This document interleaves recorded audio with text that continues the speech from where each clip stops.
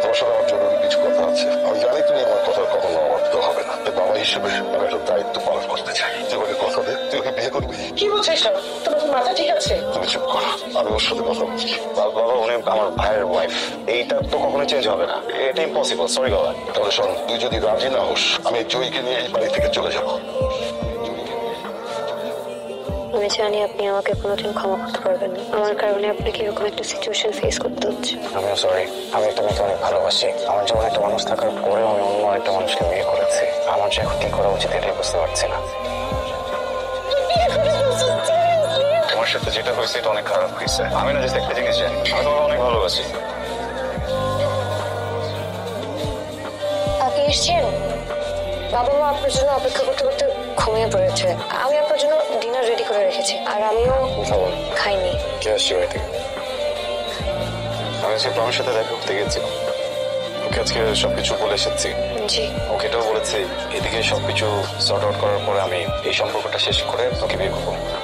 শুরুতে একটু কান্নাকাটি করছিল, পরে বুঝে বললাম আসলে অনেক দিনের সম্পর্ক তো কেউই কাউকে ছাড়া থাকতে পারবো না। কিন্তু দেখেন আমি না আপনার জীবনের ভালো মানুষটা না হতে পারলেও আপনার জীবনে খারাপ মানুষটা হতে চাই না।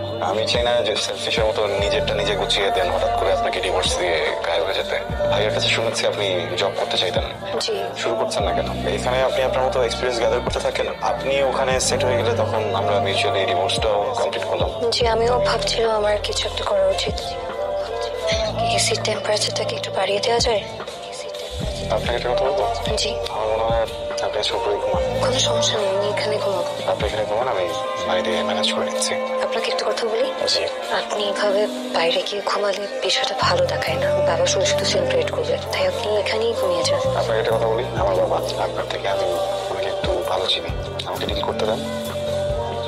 আসসালামু আলাইকুম বাবা। ড্রয়িং রুমে গিয়ে এসিটা ছেড়ে সবাই ঘুমিয়ে পড়বি। আমি যখন সকালবেলা এসে জিজ্ঞেস করবো এখানে শুয়েছিস কেন, তুই বলবি ঘুম এসে গিয়েছিল, শুয়ে পড়েছি। সরি, বুঝলাম না বাবা। বাবাকে ডিল করে আসলাম। জি। তাহলে চুপচাপ ঘুমিয়ে পড়ো। সরি, আমার মনে হয় আজকের রাতে আমাদের দুজনকে কিছু কথা হবে। সমস্যা নেই, আমি ম্যানেজ করছি। দেখুন আপনাকে একটা কথা বলি, বিছানাটা যে ভেঙেছে এটা আমি কালকে কোনো এক ফাঁকে ফিক্স করে ফেলবো। বাবা মাকে বলার দরকার নেই, ওনারা ভালো বুঝবেন। কিছুদিন আগে যে মানুষটাকে ভালোবেসে বিয়ে করেছি, আজকে তারই ছোট ভাই আমার হাজবেন্ড। কিন্তু কিছু করার ছিল না, আমার কিছু বলার ছিল না। যখন আমি ভেবেছি যে ঠিক আছে এবার কোনোভাবে সংসারটাকে গুছিয়ে নিই, তখন দেখলাম সেও আমাকে ছেড়ে দিয়ে তার জীবনটা গোছাতে চায়। এখানে তো আমার কিছু বলার নেই। কিছু কিছু মানুষ পৃথিবীতে আসলে কিছু পেতে আসে না। আমি হয়তো ওই মানুষগুলোর ভিতরে একজন। I'm really sorry, আসলে আমার আজকে একটু ঘুম থেকে উঠতে দেরি হয়ে গেছে তো, সেজন্য নাস্তাটা বানাতে একটু লেট হয়ে গেল। প্রবলেম নেই, আমি একটু বেরোচ্ছি। আপনি প্লিজ না নাস্তাটা করে যান। আমার একটু রাশ আছে, এখন বেরোতে হবে, খাবো না। 2 মিনিট লাগবে বসে নাস্তা। কথাটা কেন বুঝতে পারছেন না? আমার যদি কোথা থাকতে নিজে খেয়ে প্লিজ।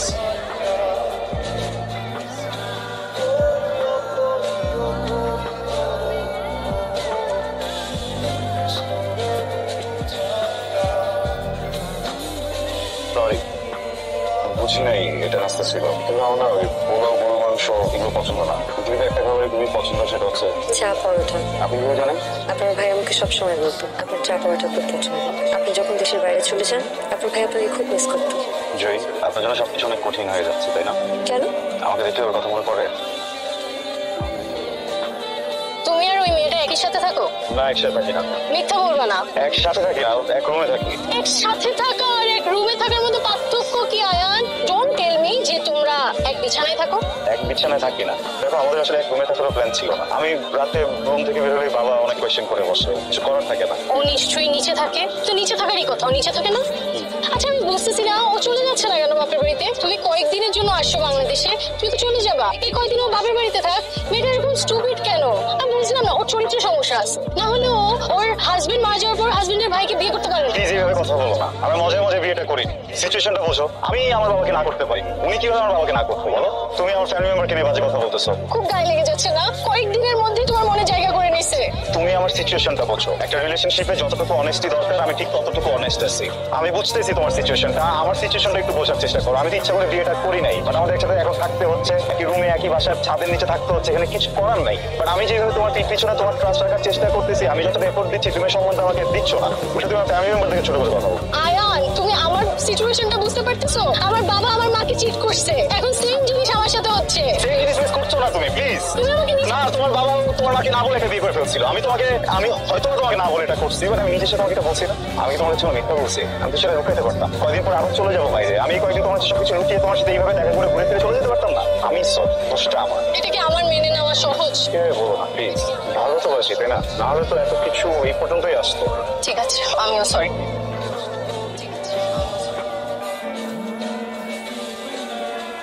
এক্সকিউজ মি, প্রত্যেকদিন কেন এখানে এভাবে অপেক্ষা করেন বলেন তো?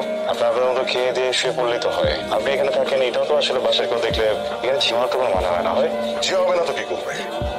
বিয়ে করেছো, এখন সংসার গোছাবে, তা না? কি শুরু করেছো তুমি? এটা কোনো কথা? সরি বাবা। এখানে তো সরি বলার কিছু নেই। সংসারটা সুন্দর করে গোছাবে, কিভাবে ভালো থাকবে সেই চেষ্টা করবে, তা না? রাত করে বাসায় বেরো। তোমার বউ ঝিমাবে না তো কি করবে? ও ভদ্র ঘরের মেয়ে, এই জন্য ঝিমায়। ভাবতা টাইপের মেয়ে হলে ঘরে গিয়ে ঘুমাতো। এই তোমার কি হচ্ছে? ছেলেটার সাথে এই ধরনের ব্যাপার করতেছো কেন? ছেলেটা আমার কতদিন পর দেশে আসছে, বন্ধু বান্ধবের সাথে একটু সাক্ষাৎ করতে দেরি হয়ে গেছে। না, দেখা করে রাত করে বাড়ি ফিরবে কেন? ওর ঘরে বউ নেই? আরে বাবা ঠিক আছে, সব ঠিক আছে, তুমি একটু শান্ত হও। বৌমা তুমি রুমে যাও।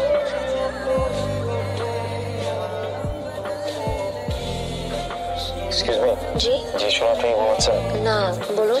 আপনার সাথে একটু কথা বলা যাবে? জি আচ্ছা, আমি তো অনেক লেট করে আসছি। আপনি আমাকে খাবারের কথা জিজ্ঞেস করলেন না, মানে খাবো কিনা খেতেও বললেন না। আপনি লেট করে এসেছেন তো আমি ভাবলাম আপনি খেয়ে আসছেন, সেজন্যই তো জিজ্ঞেস করিনি। এটা কোনো কথা? একটা মানুষ তো 2 দিন বাইরে খেতেই পারে, এমন তোই না যে সে এভরিডে বাইরে খাবে। এটা আপনার উল্টা ভাবে বাসে শেখাবো। মানে আপনি লেট করে এসেছেন তো এই জন্য আমরা 3 জন আপনাকে রেখে খেয়ে ফেলেছি। ঠিক আছে, গুড নাইট। আমি কিছু করে দিই? না, প্রয়োজন নেই। কিন্তু একটা কথা কি জানেন, মানুষের বাসায় ফ্রিজ কেন থাকে? যেন সবার জন্য রান্না করা হয়। কেউ যদি কোনো কারণে একদিন না খেতে পারে, খাবার যেন ফ্রিজে রেখে দেওয়া হয়, পরে লাগিয়ে দিন সে খাবারটা গরম করে খাওয়া যায়। ঠিক আছে? উঠতে হবে না, আমি খাবো না। তুমি কি কিছু ভেবেছো? কি ব্যাপারে? অনেকদিন তো বিদেশে থেকেছো, এবার তো সংসার হয়েছে, দেশে একটা কিছু করার প্ল্যান করো। আর কালকের জন্য আমি সরি, তুমি তো সব জানো মেয়েটার উপর দিয়ে কি কি গেছে। এই জন্য তোমার কাছে আমার রিকোয়েস্ট, মেয়েটাকে একটু সময় দাও। সামির, সারপ্রাইজ। তুমি কেন? আমি তোমাকে সারপ্রাইজ দিতে চাইছিলাম, তুমি উল্টা আমাকে সারপ্রাইজ দিয়ে দিলা। আর তুমি যে আমাকে নিয়ে এত প্ল্যান করছো, এতেই আমি অনেক সারপ্রাইজ। এটা নাও। তারপর আজকে তোমার বার্থডে। আরে বার্থডে আমার অনেক আসবে, সারপ্রাইজ অনেক দিতে পারবা। একটা সমস্যা হয়ে গেছে। কি সমস্যা? সমস্যাটা হচ্ছে যে তুমি আর আমি একটা রিলেশনশিপে গেছি, তাই না? এটা তো কেউ জানে না, অ্যাটলিস্ট তোমার আর আমার ফ্রেন্ড তো জানতে পারে। দেখো, আমি নজর জিনিসটা অনেক বিশ্বাস করি, তুমি জানো। আমি চাই না তোমার আমার সম্পর্কে কারো নজর লাগুক। তুমি দেখো, আমার বাবা আর মার কত সুন্দর একটা সম্পর্ক ছিল, কার না কার নজর লেগে এত সুন্দর সম্পর্কটা আজকে আলাদা হয়ে গেল। তোর বাপ মায়ের চাচারে কি নজর লাগার জন্য হয়েছিল, নাকি তোর বাপ তোমাকে চিট করছিল বলতো? আয়ান, তুমি এখানে? আমি এইখানে এটা পরে বলতেছি, যেটা জিজ্ঞেস করছি এটার উত্তর। কেউ কিভাবে কথা বলতেছিস কেন? একটা মেয়ের সাথে কিভাবে কথা বলতে জানোস না? বেরো এখান থেকে। আমি তোর প্রিভিয়াস ভার্সন। আমি যখন ভুগতেছিলাম তখন আমার বাঁচানোর মতো কেউ ছিল না। তুই শুকুর কর যে তোকে বাঁচানোর জন্য আমি এসেছি জায়গা থেকে। আয়ান, ওর কোনো দোষ নাই। ওর দোষ নাই না? দোষটা কার তাহলে? ওর যদি দোষ না থাকে দোষটা কেন? দোষটা কি আমার নাকি তোমার? তোর দোষ। আয়ান দেখো, দোষটা কারো না, দোষটা তোমার আমার সিচুয়েশনে। নিজেকে আমার জায়গায় দাঁড় করায় দেখো। তুমি একটা মেয়ের সাথে 5 বছর সম্পর্কে ছিলা, 3 বছর তুমি অপেক্ষা করছো, সে বাহিরে ছিল যে আসলে তুমি বিয়ে করবা। সে ঠিকই দেশে আসলো, সে ঠিকই বিয়ে করলো, কিন্তু তোমাকে বিয়ে করলো না, অন্য একজনকে বিয়ে করলো। এটা তুমি মেনে নিতে পারতা, কিন্তু আমার এটা মেনে নিতে হয়েছে। আর তুমি দেখো, আজকে তুমি আমাকে একটা ছেলের সাথে শুধু দেখছো, এটা তুমি মেনে নিতে পারো নাই। তুমি ছেলের গায়ে হাত তুলে ফেলছো। আমি তাহলে এখন কি করবো? দেখো, বলা অনেক সহজ যে অপেক্ষা করবো, কিন্তু করা এত সহজ না। আমি তো তোমাকে অপশন দিচ্ছিলাম না। তুমি যদি চাও তুমি আমাকে ছেড়ে চলে যেতে পারো, তখন চলে যেতাম। এটা তো করা দরকার ছিল না, তাই না?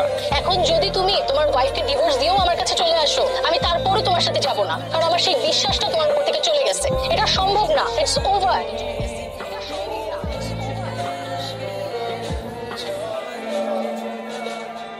আপনি যদি কিছু মনে না করেন একটা কথা বলবো। আপনাকে দেখে মনে হচ্ছে আপনি ড্রিঙ্কস করে এসেছেন। এক তো এত রাত করে বাসায় ফিরেন, তার মধ্যে আবার ড্রিঙ্কস করেছেন। ঠিক আছে, আপনি স্বামীর সাথে দেখা করতে গেলেন। প্রমিস নাম মুখে নেবেন না, আপনার কোনো রাইটই নেই প্রমিস নাম মুখে নেয়। আপনার মতো একটা মানুষের লাইফ ঠিক করতে যে আমার বাপ আমার ফাঁসাইছে, আমি এই জন্য আপনার বিয়ে করছি। প্রমিস সবকিছুতে ফাঁসাতে আরেকটা জায়গায় চলে গেছে, পুরো ফাঁকটা দেয় আমার জাস্ট বিকজ অফ ইউ। এখানে আমার কি দোষ বলেন তো? এক তো আপনার ফ্যামিলি আমাকে জোরপূর্বক আপনার সাথে বিয়ে দিয়েছে। আমি তো একবারও বলিনি যে আমি আপনাকে বিয়ে করতে চাই। আমি কি কাউকে কিছু বলেছি? আমি কি আপনাকে কিছু করেছি? আপনি যেভাবে চেয়েছেন আমি তো সেভাবেই থাকছি। তারপরেও আমার দোষ, সবকিছুই আমার দোষ। ঠিক আছে, আমার সাথে আর থাকা লাগবে না। আমি আমার মার বাড়িতে চলে যাচ্ছি, আমি কি আপনাকে ডিভোর্স লেটার পাঠিয়ে দেবো। আই এম সরি, আমি এভাবে রিয়েক্ট করতে চাইনি।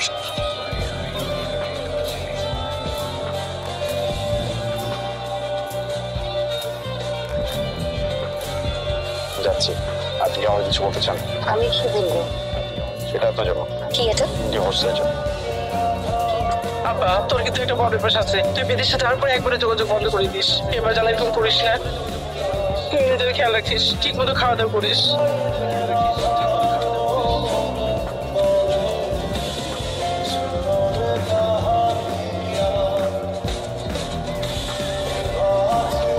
প্রিয় বউ, আমি আসলে খুব সরি। এই পুরোটা সময় হাজবেন্ড হিসেবে যেভাবে থাকা উচিত ছিল সেইভাবে থাকতে পারিনি। আসলে এত অল্প সময় ব্যাপারটা মেনে নেওয়া আমার জন্য খুব কঠিন ছিল।